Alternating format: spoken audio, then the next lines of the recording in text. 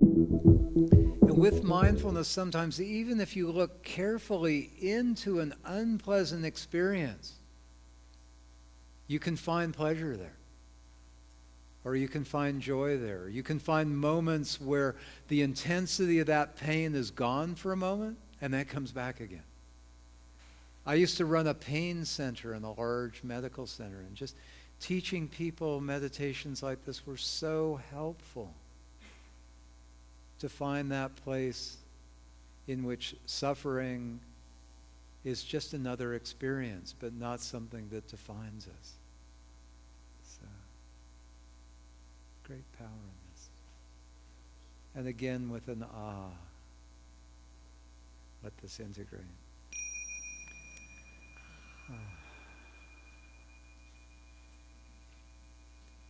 So the can be a really nice, just let it go and just, in a sense, sort of rest in the glow of the good feelings that have been cultivated through whatever practice you're doing. And then that becomes like your portal to then go back into activity again. And the can be a really useful tool at, like the stoplight meditation, or if you get there's apps that will ping you from time to time, like a little wake-up bell.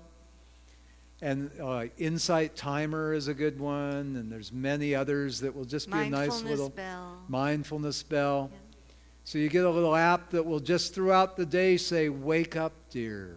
Come home. Come home. And if you did nothing else, then you could just do 3 mindful breaths, or you could just do an and just rest, push the relax button, the clear button for a moment, and just weave that into your life. The stress will not accumulate.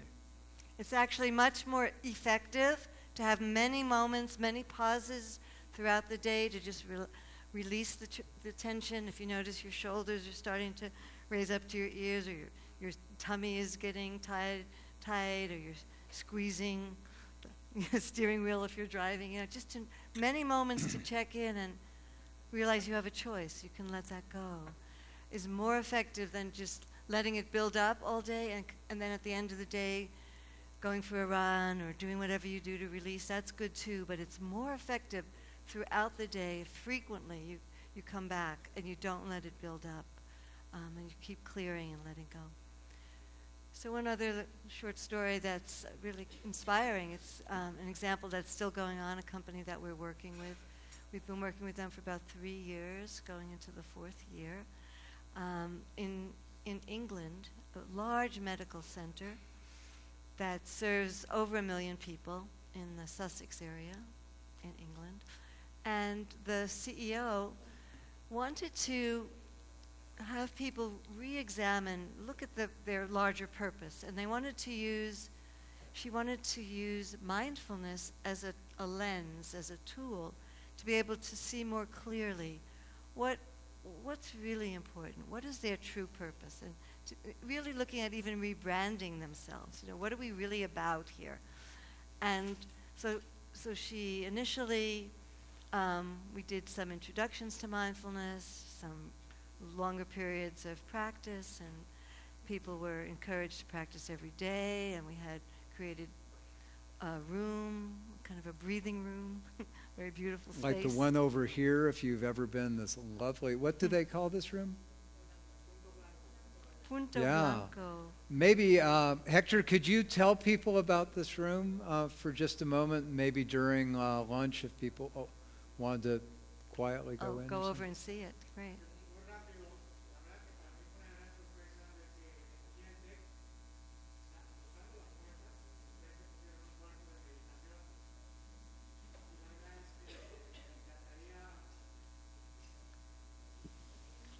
¿Dónde anda? Roberto Morales, ¿dónde andas? ¿Dónde anda, Roberto?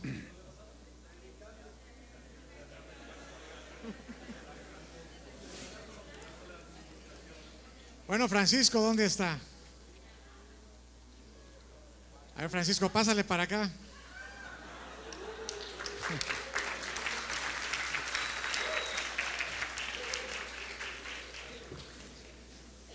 No, brevemente, me encantaría que pudiéramos tener... Hay dos cosas que tenemos pendientes para hacer en TecMilenio. Lo hemos dialogado, pero no lo hemos concretado, que es verdaderamente que nos sintamos que nos estamos cuidando unos a otros, y tiene que ver con dos iniciativas que espero concretar este año. Una de ellas tiene que ver con un o una nutrióloga que esté de manera central, o sea, para que no cada campus te quiera tener su nutriólogo personal ahí, ¿no? Sino que haya alguien que de manera central nos esté acompañando en todo lo que tiene que ver, pues, con una alimentación saludable. Creo que es una agenda y una persona que nos puede ayudar mucho. Esa persona, por ahí Elsa tiene el reto de tenerla por ahí pegadito para que nos ayude a todos. La otra parte también tiene que ver con ir viviendo estos momentos de atención plena y acondicionar un lugar en cada campus, pero no solamente para los empleados y colaboradores, sino también para los alumnos. Entonces tendremos que construir ese proyecto. Y anoche me platicaba Joel que en Inglaterra, en un hospital, habían hecho una gran experiencia. Pero bueno, el día de hoy, en cuanto puedan, crucen aquí las puertas, éntrense allí, se quitan los zapatos, entran, curiosean y pues veamos eso. Y me gustaría, si tienen la oportunidad, de describirnos lo que ustedes han visto en este hospital en Sussex, en Inglaterra. Yeah. ¿Cómo serían estos meditation rooms, ¿no? Can you describe them? Yeah. Y suerte.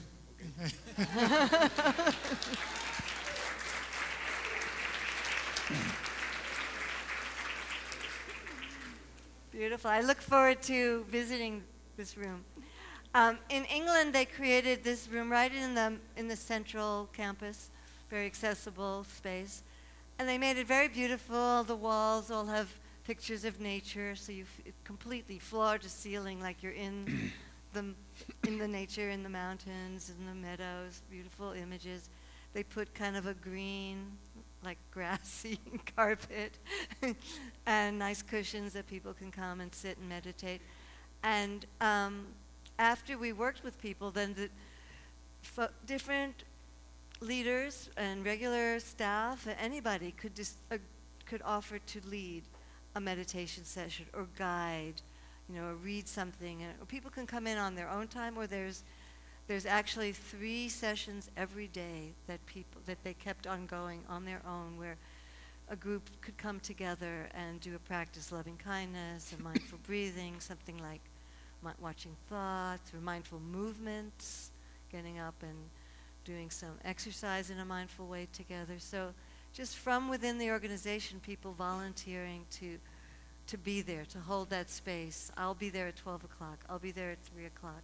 And for however long people come in and just press that clear button, but they're also connecting with their colleagues in a mindful way at the same time. So the larger purpose was to really begin to look at letting mindfulness inform our clarity, bring greater clarity about the purpose of the organization. And we did exercise the same one that Joel spoke about before, about values that we'll share with you after lunch, personal values, and also the organization, what's important as an organization, and for our partners, for the people we serve and work with. So looking at how to bring all of that into alignment. And they, at the end of the whole process, and everybody in the whole organization being involved, it emerged very clearly a whole new purpose their purpose being to deliver care unbound. So even beyond healthcare, that they really wanted to provide care for their community. And they changed their name, which had been the town that the center is in, Brighton, in England, Brighton and Hove. They were called Brighton and Hove Integrated Care Services. That was the name before. And then they rebranded themselves with the name Here. We're here for you, like here. Aquí. Their name became Here. We're being present. It's about being present. And they took mindfulness into their whole kind of organizational identity, that's what we want to be here for our patients, we want to be here for each other, our colleagues, and mindfulness was the tool, not only a practice, but a tool for clarifying what we need, how we need to be together, and what we're about as an organization. Anything you'd like to add? Yeah, a couple other things. We facilitated a board retreat for them last year, and we're going back to facilitate another one this year. We spent 3 days together in a little retreat center. Every single session we spent working with the board, we did outside in nature, sitting in the grass together. Rather than a stuffy boardroom. We had flip charts and all that, but every session was out in nature together. And people were just so renewed and so rejuvenated doing their work in that kind of way. They also sponsor an annual 5-day silent mindfulness retreat where anybody on the staff who wants to participate, the clinicians, the people who answer the phones, the leaders, if anybody wants to just dive in a little bit deeper, develop more skills, more confidence, they're fully supported and funded in doing that. Practice more continuously. Those are just a couple of examples. Hector. Yeah. Sí, ya. Sí. Hace un mes tuvimos que ir a Nueva York y en la noche, a mediodía, en la parada Houston, le escribí a Tal Ben Shahar a ver si nos podíamos ver en la noche. Y aceptó amablemente. Nos juntamos a cenar como a las 9:30 de la noche y le compartí el programa que nos había enviado Joel y Michelle. Dije, oye, vamos a tener este gran evento. ¿Qué me recomiendas con Tal Ben Shahar, a great friend from us? Y él decía, mira, puedes ver mucho de tema de meditación, pero si enfócate con 3 tipos de meditaciones que fueron las que vimos ayer, ¿sí? El escáner, la respiración, y decía, con 3 cosas que hagan ustedes muy bien, se va a notar. Créeme que si lo hacen todos en todos los campus, la gente se va a notar. O sea, no me puedo imaginar cómo se va a notar, pero el hecho que me lo diga alguien que lo ha venido practicando por muchos años y que es alguien que nos conoce y aprecia mucho lo que hacemos en TecMilenio, pues yo sí le creo a Tal. Y en ese sentido, por eso me animó muchísimo a que hiciéramos este taller, y que verdaderamente no hay nada como la práctica, que pues es lo que realmente nos va a hacer fuertes. Pero tengo mucha curiosidad por ver eso que me decía Tal. Si realmente lo hacen todos, créeme que tus alumnos lo van a notar, porque yo estaba muy preocupado de que entramos a los campus y dices, ¿cómo me doy cuenta que estoy en TecMilenio cuando entro a un campus versus a otra universidad? Se tiene que notar. Y él me decía, con un simple cambio, que es que apliques la meditación, una de esas 3, y que todos lo hagan, créeme que se va a notar. Entonces creo que estamos haciendo una inversión correcta, pero lo más importante es que pues, nos llevemos el compromiso de la práctica. Thank you. Beautiful. Yeah. Thank you, Hector. When we first met Hector, we actually had such a fun meeting. We were staying in a hotel, and the conference center was about 5 minutes away, and they were running shuttles back and forth between the hotels. So we grabbed a car, and Hector was waiting for a ride. The door was about to close. And the door was about to ride, and we said, come with us. So we had 5 minutes to meet. And who are you? What do you do? Oh, that's great. It was just like 5-minute meeting. And then throughout the conference, we would connect with each other a little bit and continue the conversation. As I say that, I think one of our teachers, he was a Benedictine monk named Brother David Stendelrust. We brought him in when we were working with the Army, which is a long story. But Brother David used to say, another name for God is surprise. To be mindful of those surprises in our life. But the workshop that Hector came to when we were in Dubai at the World Government Summit, the original title for it was like Leadership for the 21st Century. What are the capacities? Wisdom at work. Wisdom at work, leadership new models of leadership for the 21st century. How can we develop the capacity of people to deal with the insane compression and complexity of these times? That's what we're doing in this workshop, is learning these kinds of skills. And I trust that each of you will find ways to take it home. Here's kind of a fun exercise, actually. Just spontaneity. I'll count to 3. Reach out and pick up an apple in the space in front of you. 1, 2, 3. Pick it up. Okay. How many of you have a red apple? How many have a yellow apple? How many have a green apple? How many people have the stem on your apple? How many people have the stem facing up? How do you know? How do you know if you have a red apple or a green apple or a... We did this with kids once, and we had polka dot apples and zebra striped apples. Sparkly. And in one time, one guy said, "I have an iPhone 6." So to appreciate, we say apple, and there are 250 different kinds of apples. How many of you can smell the apple? Anybody? Yeah? If I say, all right, get ready to take a bite into your apple, how many of you start to salivate? You can already start to taste it. Yeah. Amazing creativity of our minds, yeah.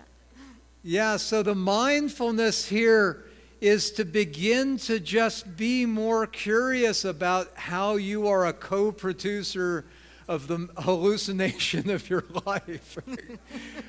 It's like moment to moment, regardless of the incoming information, to be mindful of what you do with it, how you interpret it, how you give meaning, how you assign value, and to realize that you are responsible to some degree with how you put the pieces together.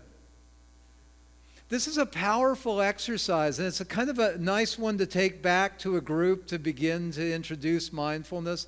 The key point in this is the question, how do you know what color your apple is?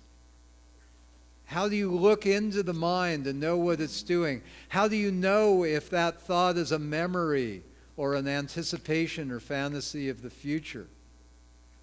Mindfulness and curiosity help us discover who we are in deeper kinds of ways, okay? Really amazing practices. Like in that example of the how do you know about the thoughts, did you experience that just by watching to see, is there a thought? What kind of thought is it? That just in that process of being present enough to examine, to recognize that the mind quiets down a lot more, that there are less thoughts than is usually racing when you're not paying attention. It's kind of like when you're paying attention, that unconscious becomes a little shy. Oh, she's watching me. I have to be careful.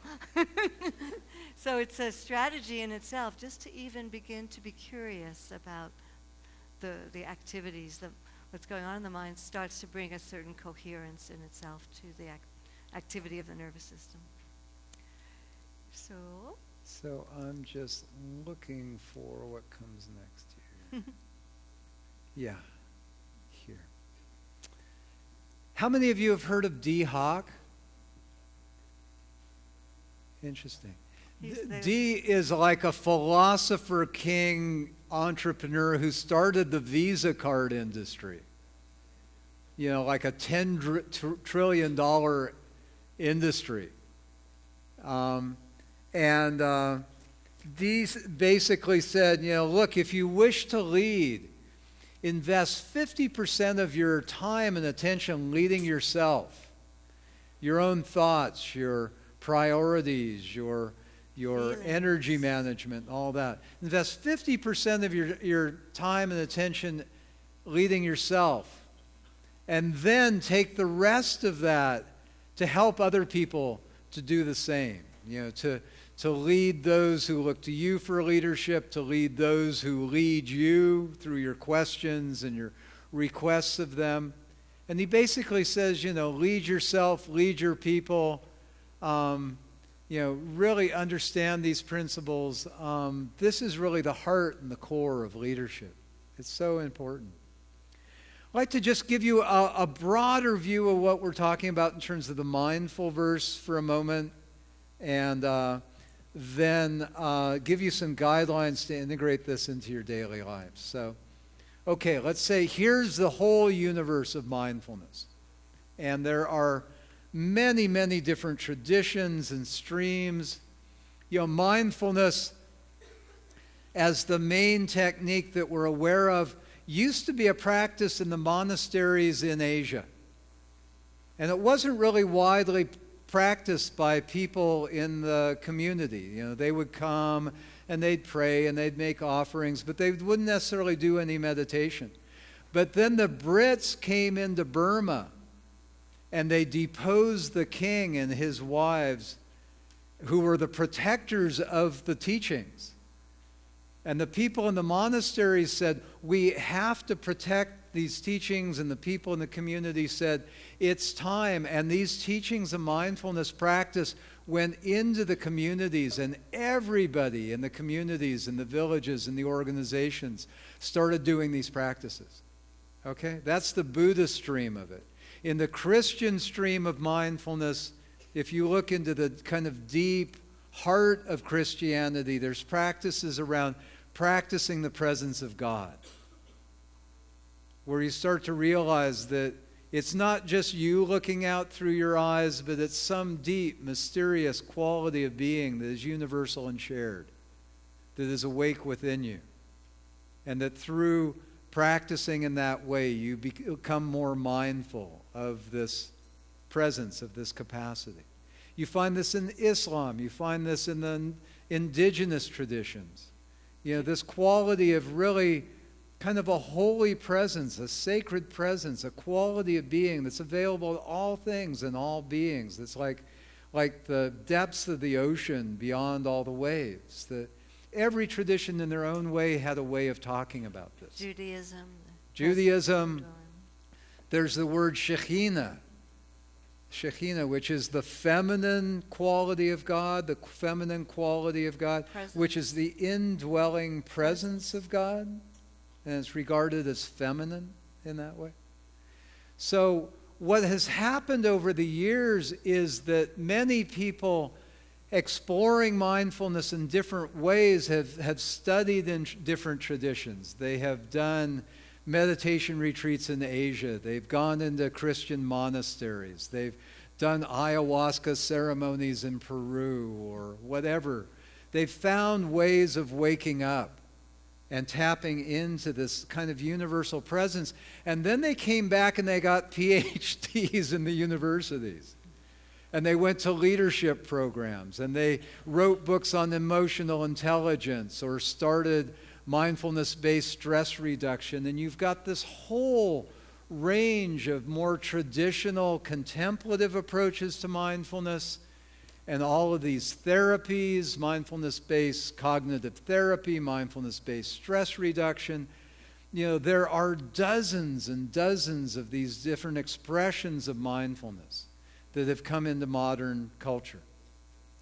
And there's the kind of larger, richer, more robust, more sacred approaches, and then the secular adaptations oftentimes will trim off some of the pieces that were important. Kind of like you go into the Amazon and you find a really potent medicine plant, and then you do the kind of chemical version of the active ingredient, but you leave out all the other alkaloids and other important aspects of the plant, and you turn it into a commodity and you start to sell it without the whole plant there and the richness of that.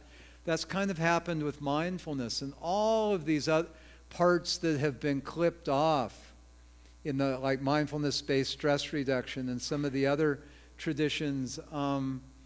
But what we've done in our program for you today is we've brought back some of those pieces that have been cut off, like the receiving and radiating, or the taking the goodness of the feelings that are available within you and radiating them to all beings with a sense of dedication. This sense of altruism and compassion.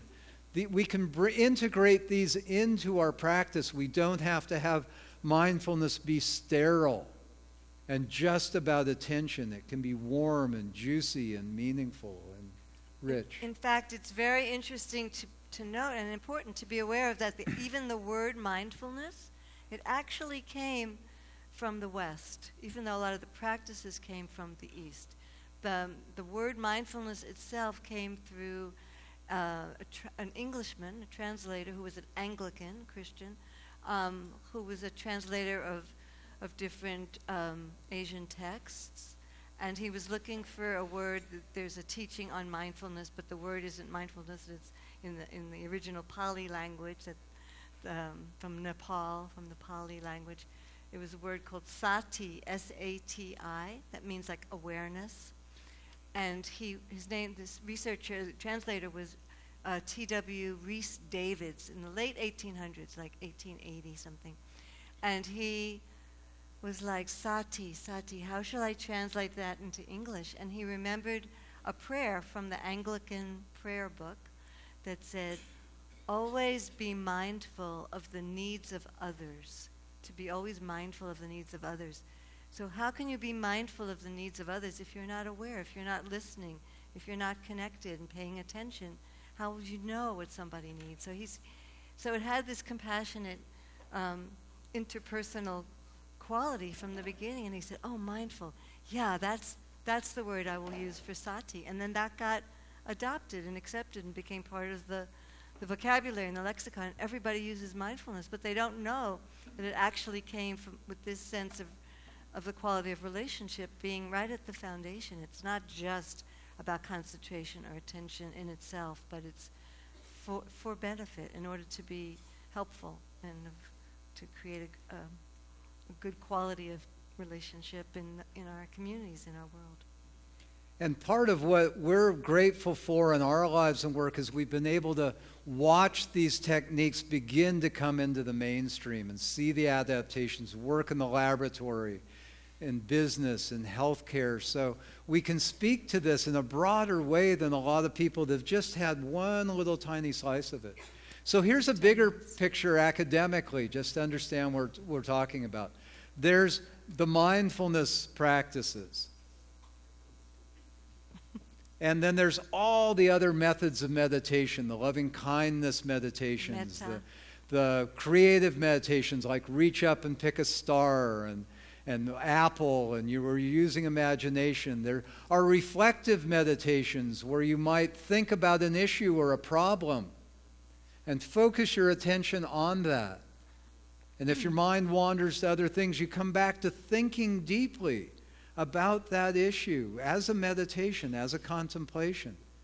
In the Christian tradition, they do Lectio Divina, where you take like a verse from the Bible and you try and understand the real deep meaning of that. People in business do that. Scientists do that, looking for solutions to think deeply about issues. So there's many, thousands and thousands of different kinds of meditation. Mindfulness is just one of those. In our work, we found it helpful to just talk about this as mental fitness training.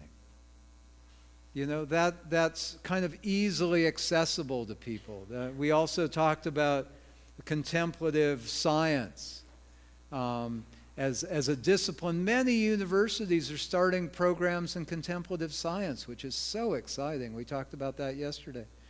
And in our work, we also bring in the technology, the neurofeedback, the biofeedback, using technology to help people measure stress levels and develop confidence that the mind is actually influencing the body. And we find in many ways bringing in the technology with the mindfulness and meditation into a business setting, into an educational system, just makes it easier for people to relax and go, it's okay, it's got technology.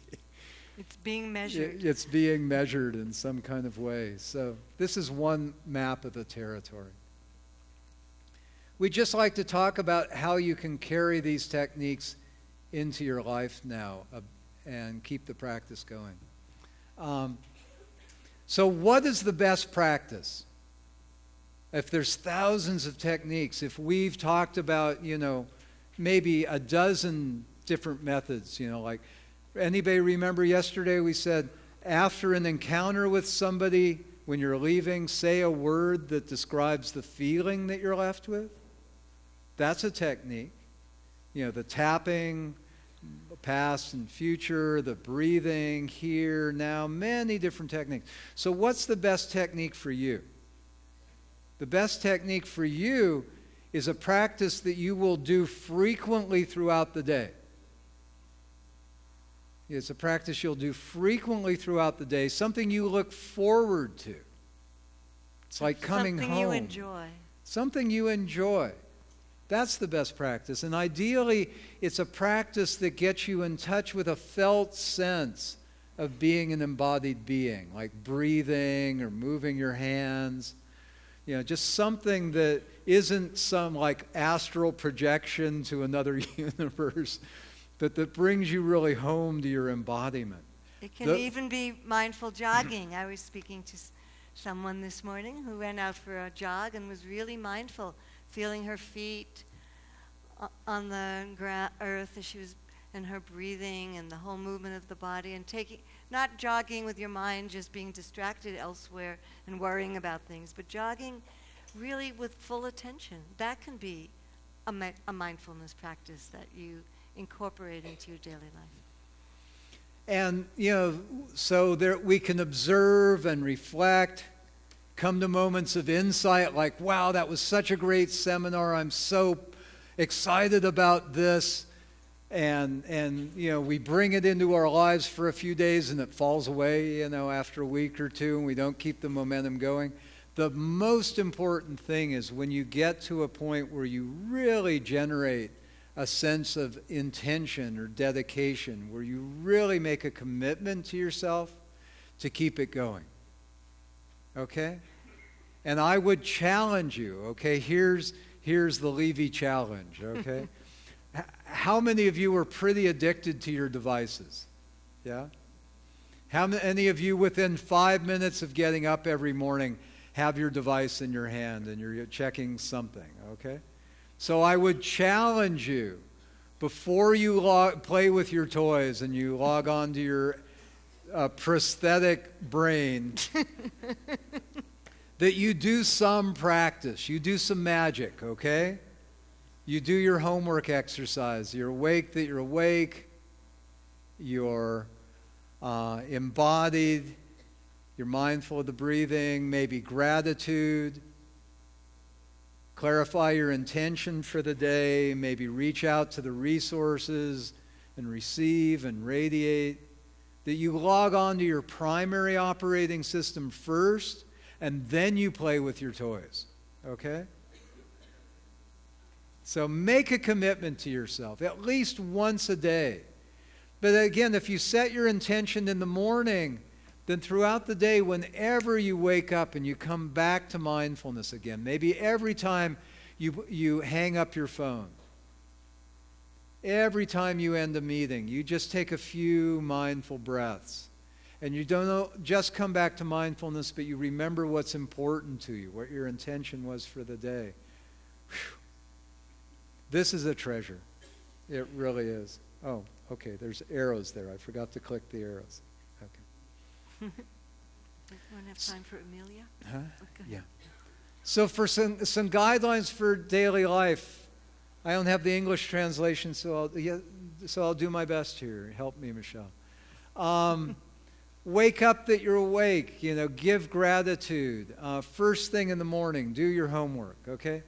Throughout the day, frequently keep coming back to awareness. You have this in your handouts, but you can also take photos. Throughout the day, keep coming back to awareness. Keep coming back to remembering your intention. Again and again, just really dedicate yourself to remembering what's important and living true to that. And then at the end of the day, pause to reflect.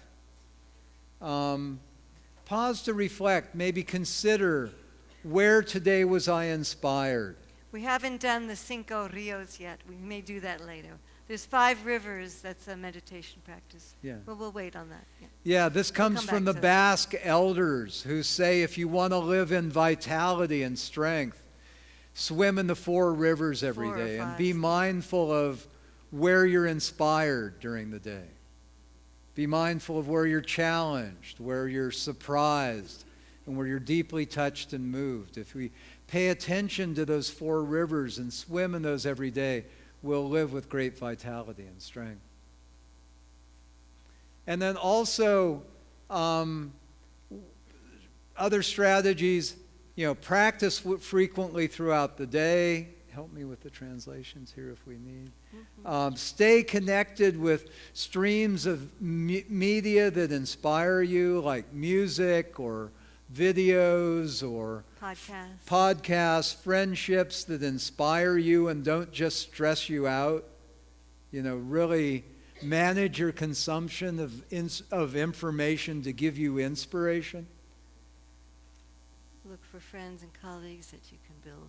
Yeah, look for friends and colleagues who can support and inspire you in this. Read books together. Have meaningful conversations. Maybe meet up at least once a week with somebody or some small group of people to do some practice or reflect on how these practices work in your life. In our city in Seattle, since we work in healthcare a lot, we started a meditation and medicine group that's been meeting once a month for an evening. And there's hundreds of people on the email list. We get together, it's usually a couple dozen people who come together. We talk about, we do some practice together. We reflect on how we're using these practices in our practice, doing clinical work. There's also a mindful law group in Seattle that meets once a month. They do some practice and reflect together. We actually did a contemplative professionals group in our community, and I think we had 120, 150 people show up for it. So get together with other people. And mentors, teachers. I think we covered And then that. seek out inspiring teachers, mentors, people who can inspire you and just help clarify your practice and give you that kind of loving Our support. thought for the day. Oh, also, we offer an email thought for the day that we send out every day. And maybe just take a photo of this, and during lunch, if you'd like to subscribe and get an email from us, it's a quote, a meditation, a video. Something inspiring. Some inspiration. Oftentimes people on our list will send us inspirations, and then we'll share those with other people. Send us an email with a subject line Daily Inspiration to Levey@wisdomatwork.com. You could text us to WhatsApp, and we can pick it up there. And if you want to follow us on social media, we're there. You can find us. It can be something to start your day with us. Also, we send, I don't know how it went out to you, by email or if it's in your handouts, there's 2 or 3 pages of links to many of the resources we've talked about, to guided meditations we have on our website, to research. If you work academically and you want to design curriculum, those links are really good. Elsa, do you know where those, or Hector, do you know, were those emailed out, or did they go out yet? Do you know? We send them already. Okay. Yeah, send that again, just because it may be more meaningful now. A treasury of resources. So we'd like to close the morning session with an inspiration from one of our mentors. A young contemporary teacher of mindfulness. Her name is Amelia. We met her when we were in New Zealand. And she's here. It was just in the kitchen. We have a video of her teaching how to eat mindfully. So we're ready to go to lunch. So this can be an inspiration, and we'll do a little mindful eating together, hopefully. But she's sharing about how to be really present with your cookie. with what, in this case, it's a chocolate cookie, but she'll teach you how to eat mindfully. Hopefully this will work. We will see. So. Here, biscuit. Ta-da. It's not working. Oh. Oh gosh. Let me unplug for a minute. Close this screen. We can all breathe. Yeah. Send some Send support compassion to Joel for Joel. his stress here. Okay, let's try this.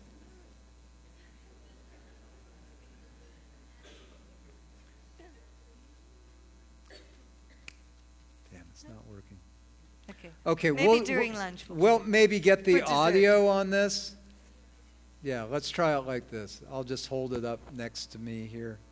And You need a picture, though. yeah, it's quite cute. But we'll see if we can play it. But let me just give you the...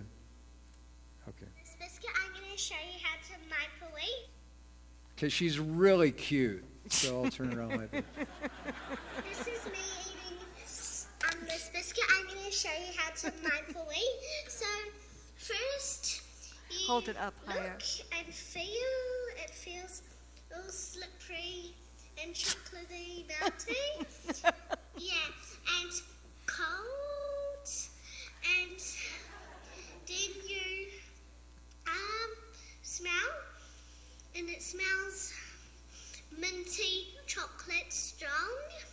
And then how you eat it, you just take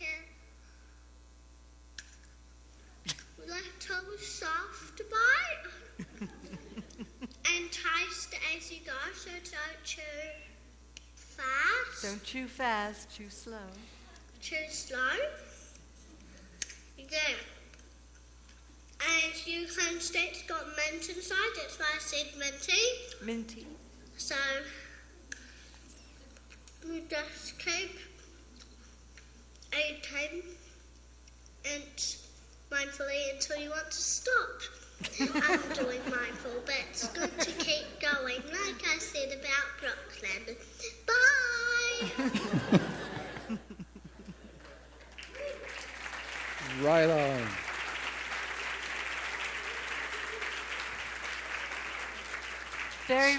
You get extra resilient points. Yeah, wasn't that beautiful how, like, there's a problem, we're all paying attention, there's resources available, and we found the Very solution creative. to put that on the screen. Wasn't that a fantastic moment? Well done. Wow.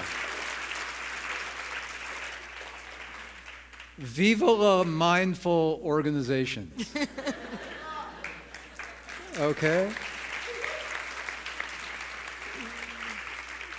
And Perfect. on with the revolution. And how on with about lunch. how about this? How about this? Get your lunch, bring your lunch in, and when it looks like everybody's got their lunch, we may ring a bell and just invite you to stop, and then we'll take 5 minutes of silent, mindful eating. Really taste your so food. you can really taste your food and really do that. and to then we'll open appreciate- it up and you can reflect on that, okay? And if you like, before we even do that, just before you start to eat, take a moment to really appreciate, to look at the gift of the food, the hard work, the farmers, the chefs, everyone who's brought this to you, the bees, the pollinators, just to appreciate and really be present as you can for your lunch. So enjoy your mindful lunch, and we'll see you again soon.